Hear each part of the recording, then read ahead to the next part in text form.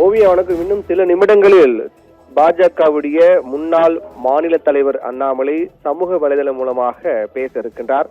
அதற்கு முன்னதாக அவருடைய ராஜினாமா கடிதம் ஏற்றுக்கொள்ளப்பட்டதாக பாஜகவுடைய தேசிய தலைமை அதிகாரப்பூர்வமாக அறிவித்து விட்டார்கள். இதன் மூலமாக அவருடைய முடிவில் உறுதியாக இருக்கின்றார் என்பது தெளிவாகிறது. அதாவது பாஜகவிலிருந்து விலக வேண்டும் என்ற முடிவில் அவர் உறுதியாக இருந்திருக்கிறார் என்பது தெளிவாக இருக்கிறது. அவருடைய விலகல் கடிதத்தையும் பாஜக தலைமை அதிகாரப்பூர்வமாக ஏற்றுக்கொண்டு விட்டார்கள். இதன் மூலமாக தற்போது பாஜகவில் அண்ணாமலை இல்லை, விலகிவிட்டார் என்பது முடிவாகிவிட்டது. இந்நிலையில்தான் அடுத்து என்ன என்பதுதான் கேள்வி. இன்னும் சில நிமிடங்களில் அதற்கான விடையும் கிடைத்துவிடும். ஏனென்றால் அவர் ராஜினாமா கடிதம் கொடுக்கப்பட்ட போது அந்த கடிதத்தில் என்னென்ன விடயங்கள் குறிப்பிட்டிருந்தார், ராஜினாமாவுக்கான காரணம், பாஜக விட்டு விலகுவதற்கான காரணம் என்ன, அவர் பாஜக விட்டு விலக எடுத்த முடிவு, அந்த விலகல் கடிதத்தை தேசிய தலைமையிடம் வழங்கியது, அந்த கடிதத்தில் இருந்தது என்ன என்பதுதான் தற்போது அந்த கடிதம் வெளியாக இருக்கிறது.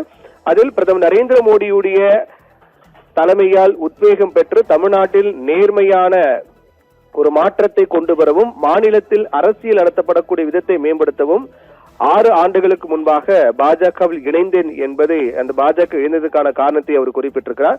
மிக முக்கியமாக அரசியல் என்பது உயரடுக்கு மற்றும் ஒரு சிலருக்கான பாதை மட்டுமே, சாமானிய மக்களுக்கானது அல்ல என்ற எண்ணத்தை நான் மாற்ற விரும்பினேன் என்றும், மிகவும் இளம் வயது அனுபவமற்ற என் மீது நம்பிக்கை வைத்து பெரும் பொறுப்புகளையும் தலைமை பதவிகளையும் வழங்கிய பாஜக தலைமைக்கு நான் மிகவும் நன்றி கூறுகின்றேன் என்று அண்ணாமலை அந்த விலகல் கடிதத்தில் குறிப்பிட்டிருக்கிறார். அதைத் தொடர்ந்து பல தசாப்தங்களாக நிலவிய பொதுவான அரசியல் போக்கினால் மாநில மக்கள் சோர்வடைந்து மாற்றத்தை விரும்பினர் என்றும், கடந்த 10 ஆண்டுகளில் பலமுறை அந்த மாற்றம் வந்தது, ஆனால் அவை நிலைத்து நிற்க முடியாமல் மக்களுடைய நினைவிலிருந்து விரைவாக மறைந்து போய்விட்டன என்று குறிப்பிட்டிருக்கிறார்.